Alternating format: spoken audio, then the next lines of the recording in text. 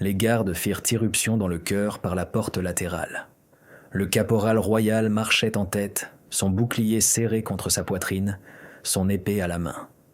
2 porteurs de torches le suivirent et levèrent leurs flammes plus haut afin de mieux voir qui bougeait près du trône.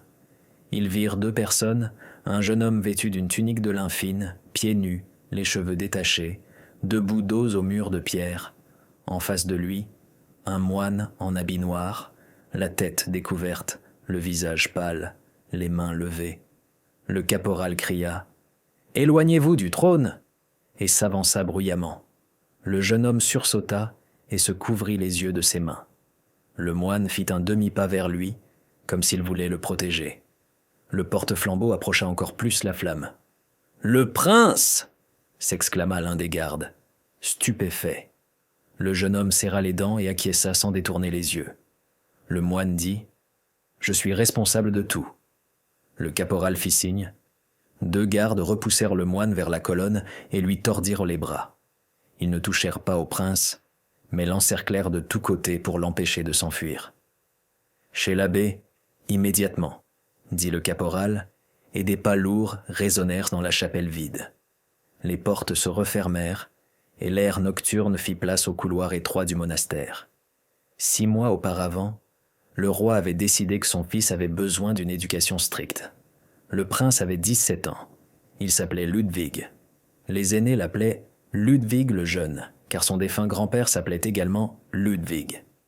Depuis son enfance, le garçon se distinguait par son entêtement et son caractère brusque.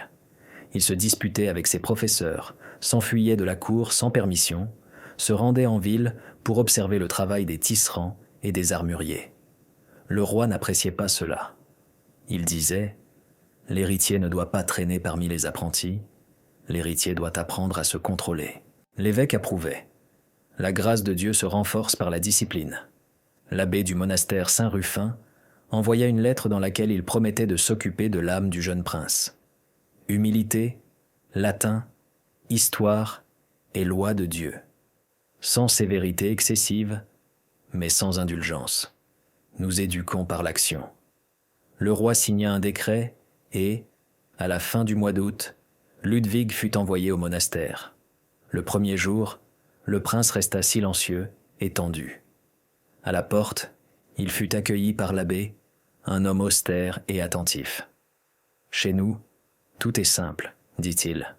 Les cours, la prière, le travail, le repos. Une cellule vous est attribuée dans l'aile Est. Frère Mathieu sera votre professeur de latin et d'écriture. Le père Stéphane sera votre confesseur. » Ludwig acquiesça. Il n'aimait pas qu'on lui dise comment vivre, mais comprenant qu'il était inutile de discuter, il serra les lèvres et suivit l'abbé. Le père Stéphane était jeune pour un prêtre. Il avait 27 ans, pas plus. Il était petit, bien bâti, avec des traits réguliers. Il avait les cheveux courts et foncés et les yeux clairs. Il parlait calmement, sans fioriture. Lors de la première confession, il ne posa pas beaucoup de questions, mais écouta. « Qu'est-ce qui vous trouble ?» demanda-t-il lorsqu'ils se retrouvèrent seuls dans la petite chapelle du bas-côté. Ludwig soupira et répondit sèchement. « Ce qui me trouble, c'est qu'on m'ait envoyé ici. » Stéphane sourit prudemment. « On n'envoie personne ici. On vient ici pour apprendre. »« On ne m'a pas demandé mon avis, » dit Ludwig en baissant les yeux vers le sol en pierre. « Êtes-vous en colère contre votre père ?»« Je ne suis pas en colère. Je vois qu'il n'a pas besoin de moi, mais d'une personne obéissante sur le trône. » Stéphane ne répondit rien. Il s'assit à côté de lui sur le banc, sans se rapprocher trop. « L'obéissance n'est pas de l'esclavage, dit-il. Elle signifie parfois que tu sais choisir à quoi consacrer tes forces. Essaie de consacrer tes forces à ce qui dépend de toi. À la langue, à la capacité de tenir parole, à la capacité d'écouter les autres. » Ludwig haussa les épaules. « J'apprendrai la langue. Je sais tenir parole. » Il parlait d'un ton sec, mais sa voix tremblait. Les cours se déroulaient selon l'emploi du temps. Le matin, latin avec frère Mathieu. Ensuite, rédaction de chroniques, puis lecture. Le soir, conversation spirituelle avec Père Stéphane. Là, sur le banc près de la fenêtre de la petite bibliothèque, ils discutaient pendant des heures. Au début, ils parlaient de choses simples, de la difficulté de rester assis immobile dans le chœur, de l'irritation provoquée par la toux bruyante des vieux moines, de l'envie de rire lorsque le frère cuisinier racontait toujours la même histoire à propos du ver dans la soupe. Stéphane écoutait sans interrompre. « Si vous trouvez cela drôle, c'est que vous êtes vivant, disait-il. Peu à peu, les conversations devenaient plus profondes. « Comment comprenez-vous l'honnêteté » demandait Stéphane. Ludwig répondait rapidement « Ne pas mentir. Et si on ne dit rien ? Si le silence sauve la vie d'autrui, tais-toi. Si le silence vous évite une punition, parlez, lançait sèchement le prince. Pourquoi ? Parce que la vie d'autrui est plus importante que ma peau. Stéphane acquiesçait. Je retiendrai votre mesure. Ludwig marmonnait. Vous êtes mon confesseur. C'est à vous qu'il faut rappeler la mesure. Stéphane sourit. Parfois, vous me rappelez les choses simples plus clairement que les livres. Un soir pluvieux, les bougies de la bibliothèque furent éteintes plus tôt que d'habitude. Le porte-flambeau était malade et les frères avaient décidé d'économiser la cire. Stéphane proposa de poursuivre la conversation dans sa cellule. « C'est exigu », prévint-il. Ludwig haussa les épaules. « Peu m'importe. » La cellule était effectivement exiguë. Une planche étroite en guise de lit, une table, 2 tabourets, un petit crucifix accroché au mur et une étagère en bois avec des livres et un encrier. Stéphane fit infuser des herbes dans une cruche en argile et versa le mélange dans 2 tasses. « Chez nous, on a l'habitude de boire ça le soir pour se réchauffer, » dit-il. Ludwig prit la tasse, se brûla les mains, mais ne le montra pas. « Vous avez les mains froides ?» remarqua Stéphane. « Je suis nerveux quand quelqu'un me juge constamment, » rétorqua le prince. « Je ne vous juge pas. Je vous observe, » répondit Stéphane. « C'est la même chose. » Pas toujours. Ce soir-là, la conversation aborda un sujet que Ludwig évitait. « Pourquoi n'aimez-vous pas regarder les gens dans les yeux lorsque vous parlez de votre père ?» demanda Stéphane. Ludwig sursauta. « Je vous regarde. »« Non, vous détournez le regard. »« C'est votre jeu d'observation ?» lança sèchement le prince. « Non, c'est douloureux pour vous comme pour moi. Je veux comprendre d'où vient la douleur. En quoi êtes-vous concerné ? Je suis votre confesseur. Si je suis un mur, vous vous cognez. Si je suis une porte, vous pouvez passer. » Ludwig posa sa tasse et fit les 100 pas dans la cellule. « Quand j'avais 10 ans, dit-il doucement, mon père m'a dit que j'étais faible, que je pensais trop à ce que je ressentais. Il m'a emmené dans le salon et m'a ordonné de rester debout jusqu'à ce que j'arrête de pleurer. Je suis resté debout pendant 2 heures. Il se tut. Stéphane ne s'approcha pas de lui et n'essaya pas de le toucher.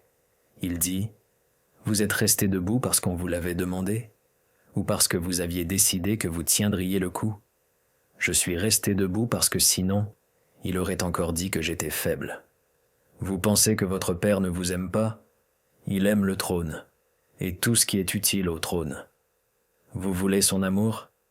J'ai besoin de sa justice. » Stéphane hocha la tête. « C'est honnête. » Il y eut beaucoup de conversations de ce genre.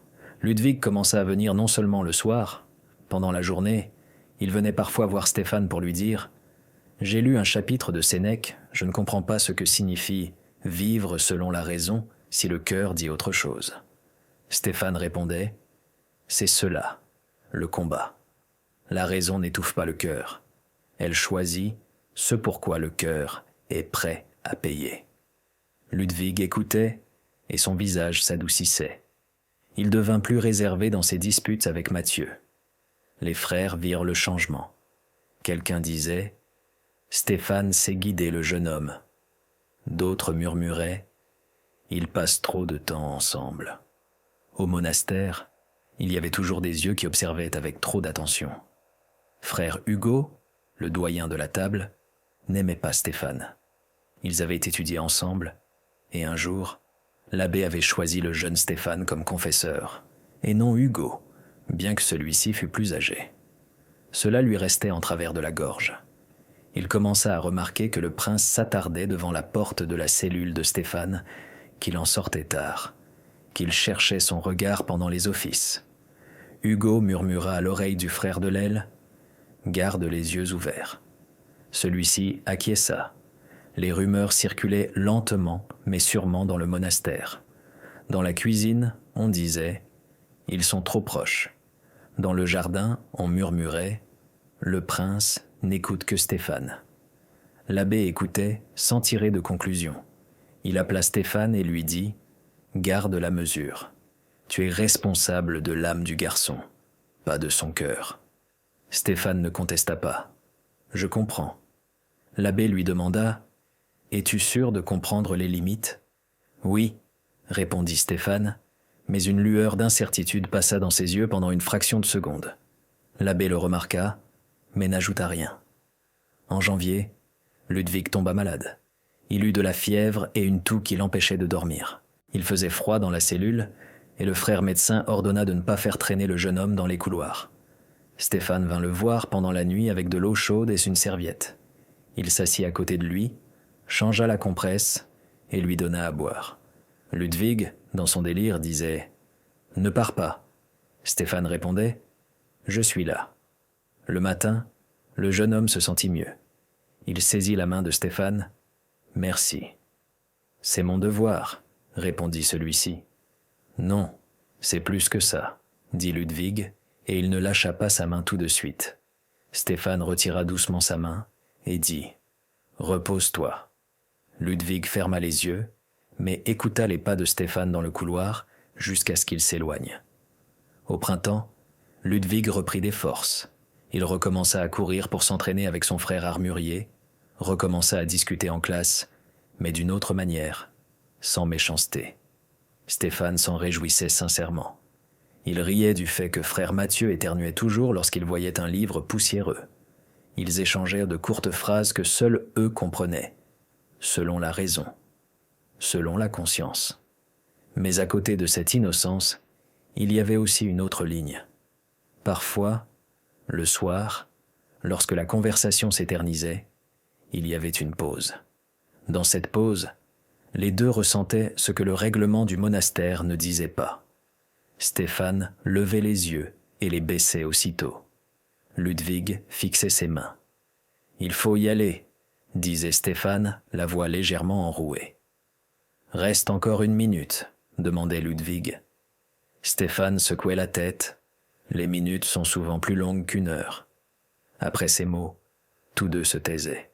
Une fois, tout a échoué. C'était au début du mois de mai. La nuit, on changeait les chandeliers dans la chapelle. Le prince s'attarda dans la bibliothèque, puis traversa la partie centrale de l'église, plus proche de l'aile est. Il repensait à la dispute qu'il avait eue avec son père la semaine précédente. Le roi était venu vérifier les progrès de son fils. Au dîner, en présence de l'abbé et de l'évêque, il avait fait l'éloge de la discipline du monastère, puis, s'adressant à son fils, il lui avait demandé « As-tu cessé de discuter pour le plaisir de discuter ?» Ludwig avait répondu « Je discute quand il s'agit d'une question importante. » Le roi avait voulu sourire, mais son regard était resté froid. « Ton devoir est d'apprendre à te taire. Le roi parle, les autres écoutent. » Après cela, Ludwig passa plusieurs nuits sans dormir. Il rendait visite à Stéphane et il parlait à voix basse. Stéphane disait « Tu ne changeras pas ton père. Tu peux te changer toi-même afin qu'il soit difficile de te faire changer. » Ludwig écoutait en serrant les poings. Cette nuit-là, en passant devant le trône, il aperçut une ombre près de la porte latérale. « Qui est là ?» demanda-t-il à voix basse. « C'est moi », répondit Stéphane en sortant de l'ombre. « Pourquoi êtes-vous ici ? Le gardien a dit qu'il avait vu de la lumière. Je viens vérifier. » Il se tenait face à face dans la pénombre. « Vous êtes fatigué ?» dit Ludwig. « Oui », répondit honnêtement Stéphane. « J'ai du mal à respirer quand il vient », dit Ludwig. « Je sais », dit Stéphane. « Dites-moi que tout va bien pour moi », demanda Ludwig. « Dites-moi que je ne suis ni un monstre ni un faible. » Stéphane s'approcha. « Tout va bien pour toi. Tu n'es ni un monstre ni un faible. Tu es simplement vivant. » Ludwig leva la main comme s'il voulait toucher son épaule, puis s'arrêta. « Je peux ?» demanda-t-il doucement. Stéphane resta silencieux pendant une seconde. « Non », dit-il, mais sa voix trahissait son doute. Ludwig recula d'un pas. « D'accord », dit-il, mais il ne partit pas. Ils restèrent ainsi encore une minute, puis la porte latérale se referma. Les gardes entrèrent. Tout alla très vite ensuite. Le caporal, les torches, les cris. « Reculez !» Stéphane dit immédiatement « C'est ma faute ». On le conduisit docilement vers l'abbé. Le prince fut conduit séparément, sans être retenu, mais sous surveillance. À la porte de la cellule de l'abbé, ils furent séparés. L'abbé les écouta tous les deux. « Vous étiez tous les deux près de l'autel cette nuit, dit-il. »« Oui, » répondit Stéphane. « Que faisiez-vous »« Nous avons discuté, » répondit Stéphane. « De quoi ?»« De notre peur de notre père. » L'abbé regarda Ludwig. « C'est vrai ?»« C'est vrai, » répondit le prince en le regardant droit dans les yeux.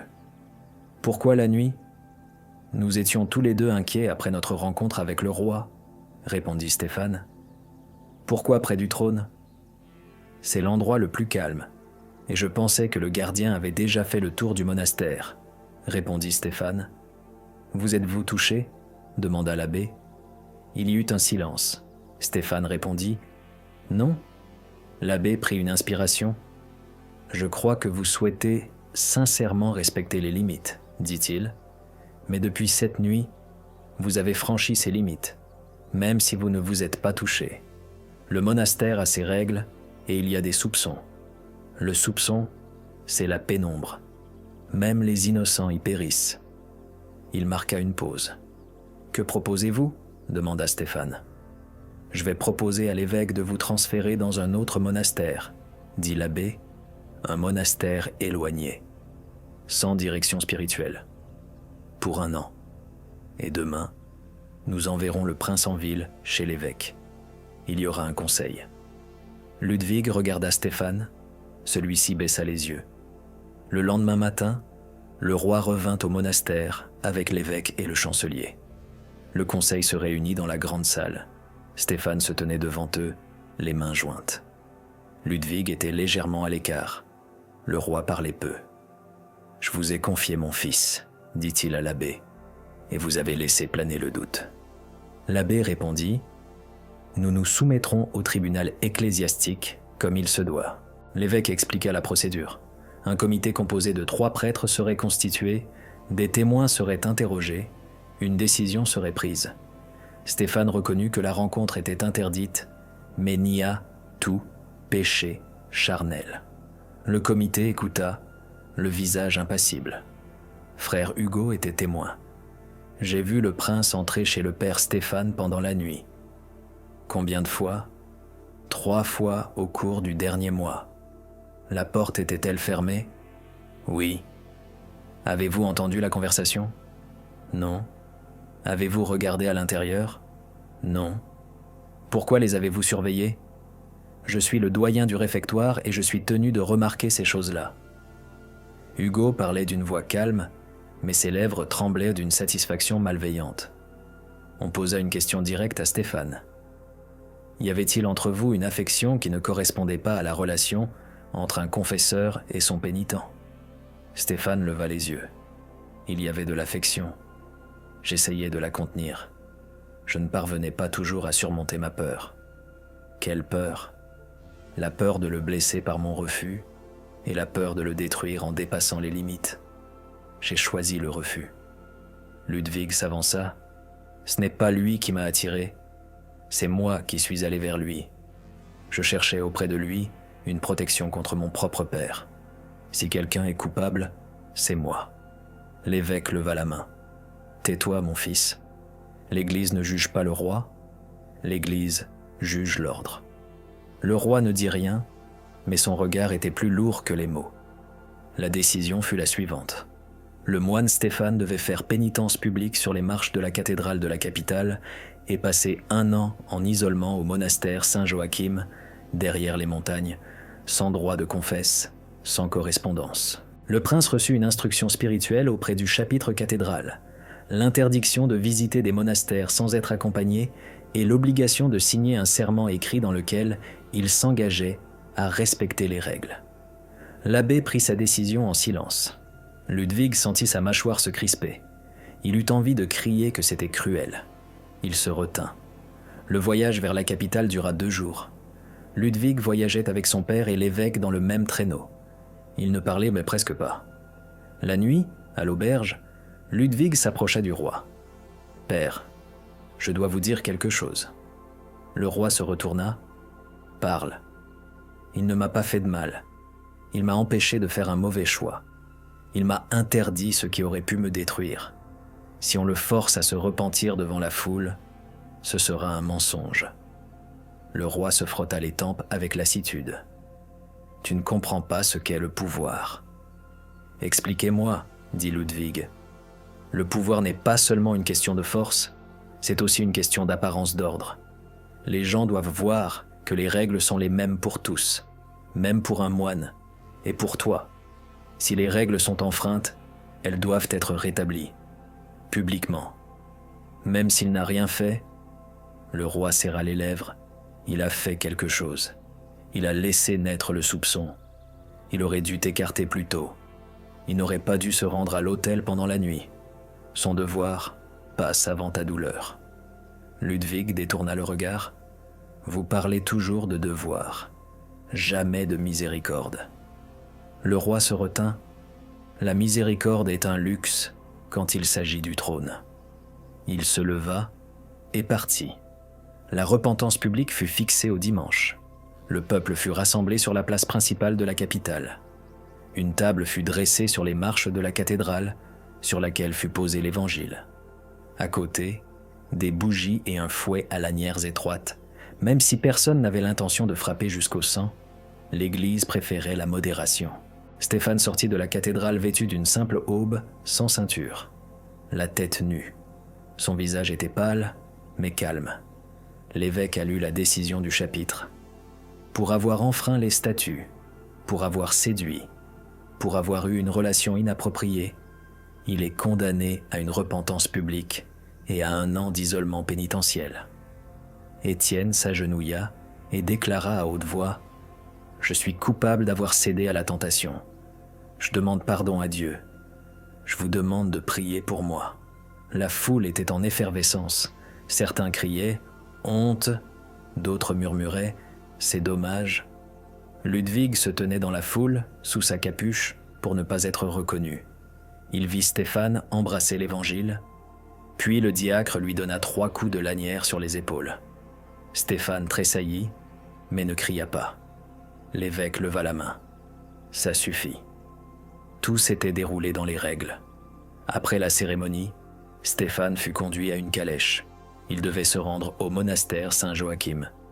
Ludwig trouva un moment et se précipita vers la porte arrière de la cathédrale. Il se força à entrer et, dans l'obscurité de la chapelle latérale, aperçut Stéphane debout près d'une colonne. Un jeune diacre se tenait à côté de lui. « 1 minute » demanda Ludwig. Le diacre voulut dire « non », mais Stéphane fit signe de la tête. « Laissez-le ». Le diacre s'éloigna vers la porte. Ludwig s'approcha. « Excuse-moi », dit-il. « J'aurais dû partir cette nuit-là. Je savais que c'était difficile pour toi. » Stéphane secoua la tête. « C'est ma responsabilité, pas la tienne. » « Où t'emmène-t-il ?»« Au-delà des montagnes. Pour 1 an. Probablement plus. »« Je t'écrirai. »« Je n'ai pas le droit d'écrire, » répondit doucement Stéphane. « Alors je viendrai te voir. »« Tu ne peux pas. Et même si tu le pouvais, ne viens pas. Ce serait pire. » Ludwig serra les poings. « Tu parles comme si tout était déjà décidé pour toujours. » « C'est le cas. Mais cela a un sens. Tu deviendras plus fort. » « Sans toi ? » ?»« Oui. Sinon ce n'est pas de la force. » Ils se tenaient très près l'un de l'autre, mais sans se toucher. Stéphane dit d'une voix à peine audible « Tu m'as demandé à l'époque de te dire que tout allait bien pour toi. Je vais le répéter. Tout va bien pour toi. Vivre est douloureux. mais cela ne signifie pas que tu es mauvais. » Ludwig acquiesça, mais ses lèvres tremblèrent traîtreusement. Il se détourna pour que Stéphane ne le voie pas. Le diacre tout sauta. Il était temps. « Je m'en souviendrai, » dit Ludwig. « Va, » répondit Stéphane. Ils ne se dirent pas « au revoir ». Le sens était clair sans cela. La calèche aux fenêtres grillagées quitta la ville pour se diriger vers les montagnes. Officiellement, c'était pour la pénitence et le travail. Officieusement, c'était pour éloigner cet homme. L'abbé reçut une lettre de l'évêque. Stéphane est parti. Une seule réponse vint du monastère Saint-Joachim. Il est arrivé, il est logé dans une cellule séparée, il travaille dans le potager, il assiste à la messe. Puis, plus rien. L'évêque haussa les épaules. Le courrier ne passe pas par l'école en hiver. Au printemps, la lettre n'était toujours pas arrivée. 6 mois plus tard, le roi fit comme si le sujet était clos. Ludwig demanda au chancelier « Y a-t-il des nouvelles ?»« Non, » répondit celui-ci. « Même pas un peu ?»« Aucune. » Ludwig comprit ce que personne n'avait dit à haute voix. Stéphane avait disparu pour toujours. Pendant ce temps, la vie à la cour suivait son cours normal. On assigna au prince un tuteur au chapitre, un chanoine austère et sévère. Il s'exprimait correctement et posément, mais ses paroles ne contenaient ni question, ni participation vivante. « Il faut faire ainsi, parce qu'il faut faire ainsi », répétait-il. Ludwig écoutait, mais à l'intérieur, il était vide. Il se levait plus tôt et se couchait plus tard. Il essayait de remplir son temps avec des tâches, apprendre à gérer le trésor, rencontrer des artisans, examiner des plaintes. Il parlait peu, mais écoutait attentivement. Parfois, s'enfermant dans son bureau, il ouvrait une feuille de parchemin vierge et écrivait « Père Stéphane ». Puis il le barrait et le brûlait. Le roi voyait que son fils était devenu plus sérieux. Cela lui convenait.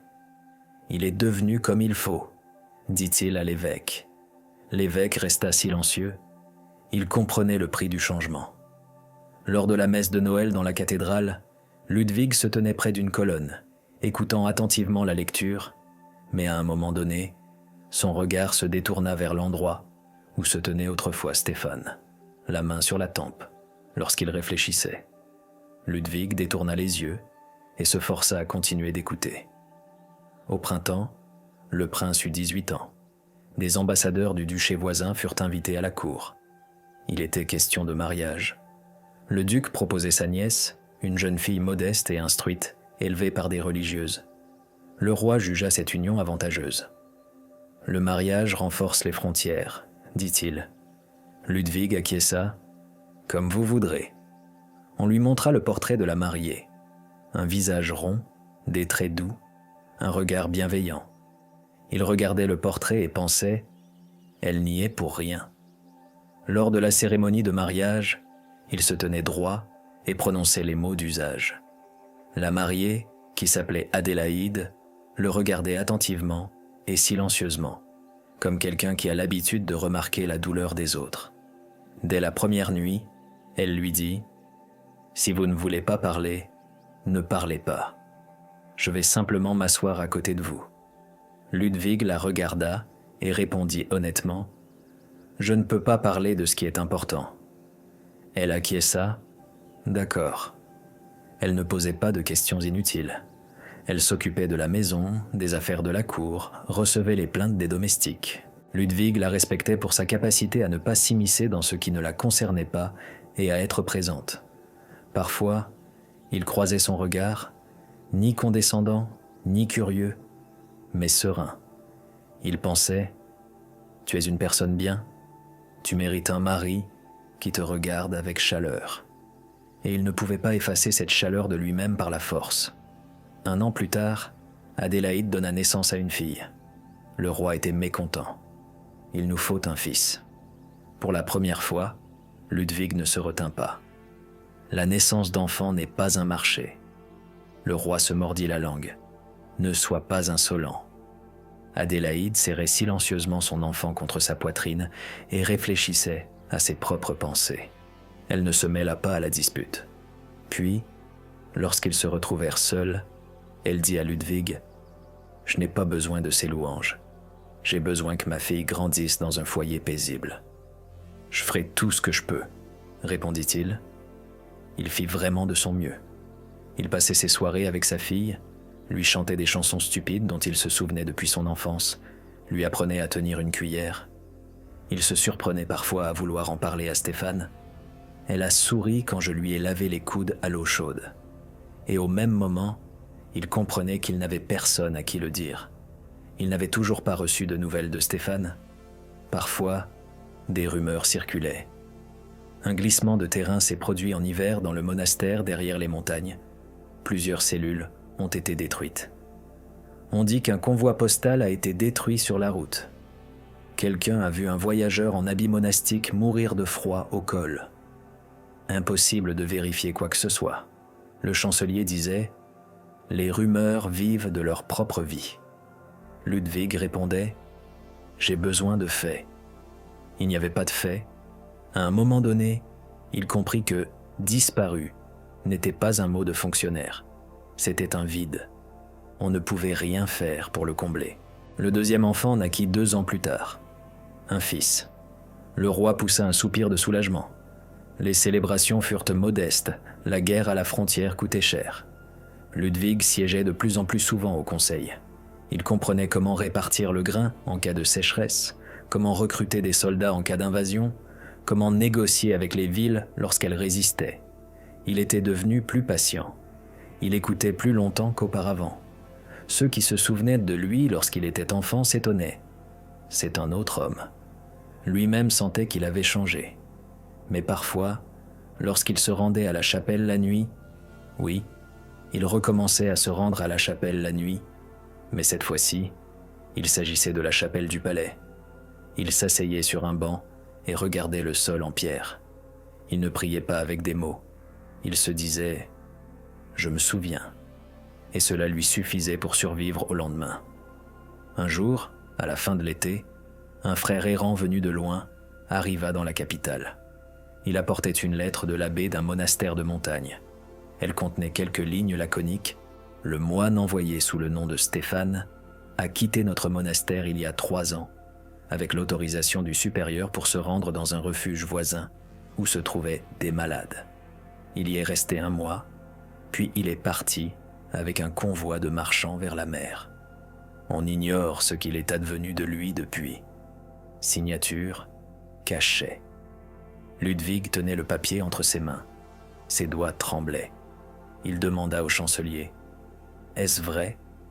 Le chancelier répondit « C'est ce qui est écrit. Mais 3 ans ont passé. » « Cela signifie qu'il était vivant à l'époque, » dit Ludwig.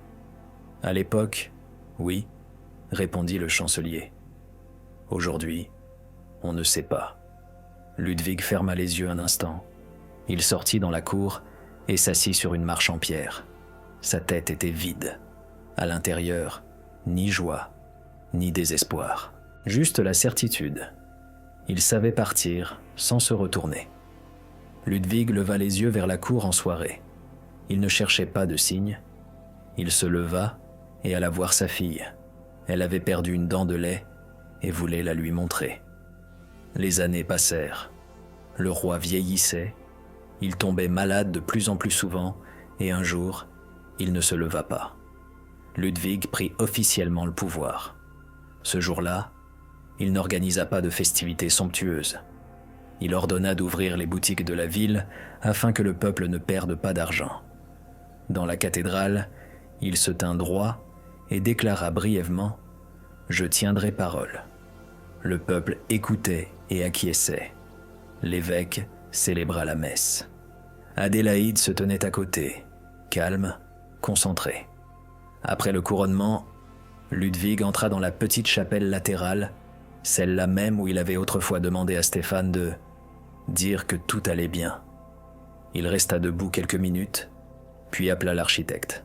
« Il faut réparer cette fissure, » dit-il, « et remplacer 2 carreaux du sol. Ils sont descellés. » L'architecte acquiesça. « Et encore une chose, » ajouta Ludwig, « accrochez ici une lampe qui brillera le soir. » « En signe de quoi » demanda l'architecte. Sans raison particulière, répondit Ludwig. Il n'aimait pas les noms, car il cachait toujours l'interprétation d'autrui. Gouverner le royaume s'avéra un peu différent de ce qu'il avait imaginé à 17 ans. Il y avait plus de contes et de réunions, et moins de tournois chevaleresques. Ludwig écoutait patiemment les barons se disputer pour des limites territoriales, les marchands demandaient des avantages, les citadins se disputaient à propos du pavage des rues. Il se souvenait parfois de ce que Stéphane lui avait enseigné. Écoute jusqu'à la fin. Il écoutait jusqu'à la fin et prenait souvent des décisions qui convenaient aux deux parties. Les gens disaient « Le roi est juste ». Le roi entendait et ne souriait pas. Il était important pour lui que les enfants grandissent sans crainte. Il interdisait de fouetter les serviteurs sans jugement, malgré la résistance des vieilles maisons. Il ordonna que l'orphelinat, où l'on amenait les orphelins, ait suffisamment de pain et de médicaments. Il n'appelait pas cela de la miséricorde, il appelait cela de l'ordre. Mais un sujet restait en suspens. Il se réveillait parfois la nuit et faisait un rêve.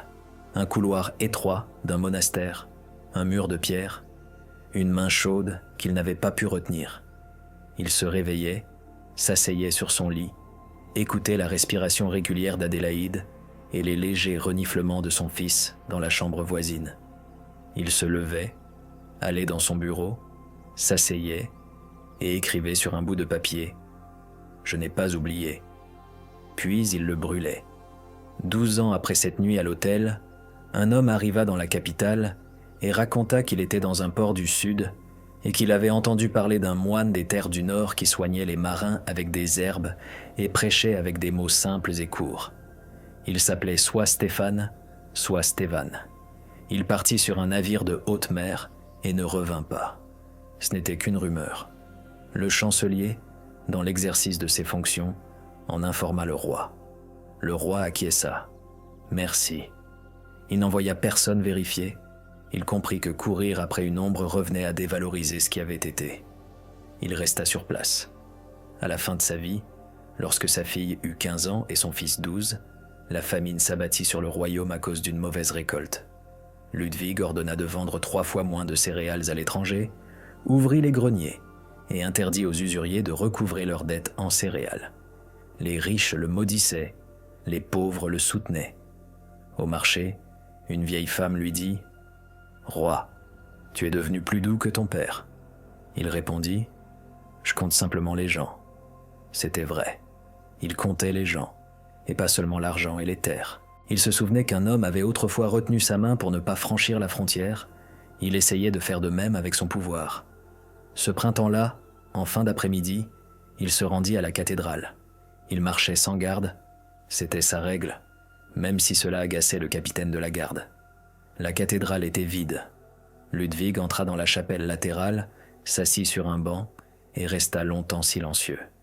Puis il se leva, s'approcha du mur et posa sa main sur la pierre froide. « Tout va bien pour toi », dit-il à voix basse, non pas comme une interpellation, mais comme une simple répétition de ce qu'il avait entendu autrefois. Il resta ainsi debout pendant 1 minute, puis il s'assit et, pour la première fois depuis de nombreuses années, il parla tout seul, non pas à Dieu, ni au sol, ni à l'enfant qu'il avait été, mais à celui qui avait disparu. Il dit « Je suis marié, j'ai 2 enfants, ma fille est têtue comme moi, mon fils est prudent comme Adélaïde. J'essaie de ne pas les briser, j'ai du mal à sourire, je travaille beaucoup, je ne demande pas de signes, parfois je vais bien, parfois je vais mal. Je vis comme tu m'as appris. J'écoute jusqu'au bout et je choisis où mon cœur est prêt à payer. Parfois, je pense que tu es vivant. Mais ce n'est pas le plus important. Le plus important, c'est ce que tu m'as dit à l'époque. Je m'en souviens. Cela me suffit. » Il se leva pour partir. À la sortie de la chapelle, il s'arrêta. Quelque chose brillait sur le sol. Un petit fermoir en cuivre provenant d'une ceinture usée, oubliée par l'un des fidèles, sans doute depuis longtemps. Il le ramassa, le regarda dans sa paume, sourit très doucement et le posa sur le rebord de la fenêtre. Il n'y voyait pas un signe. Il l'avait simplement laissé là, parce qu'il avait envie de laisser quelque chose de simple. 1 an plus tard, le roi commença à avoir des douleurs dans la poitrine. Les médecins firent ce qu'ils pouvaient, ventouses, décoctions, repos. Il ne se plaignait pas. Il donna ses instructions à l'avance afin que le conseil sache quoi faire en cas de décès. Il a parlé longuement avec Adélaïde, sans témoin. Il a parlé à sa fille. « Ne te marie pas avec le premier qui plaira à ton père. Regarde les mains de l'homme, comment elles tiennent un enfant. » Sa fille a répondu en riant « Père, je ne suis pas idiote. » Il a hoché la tête. « Je sais. » Avec son fils, il a parlé des règles. « Tu penseras que la douceur est une faiblesse. C'est parfois le cas. Mais le plus souvent, c'est simplement une force précise. Ne casse pas ce qui peut être plié. Mais si tu dois casser, casse rapidement et proprement. » Son fils l'écoutait attentivement. « Qui t'a appris cela ?» demanda-t-il. « La vie,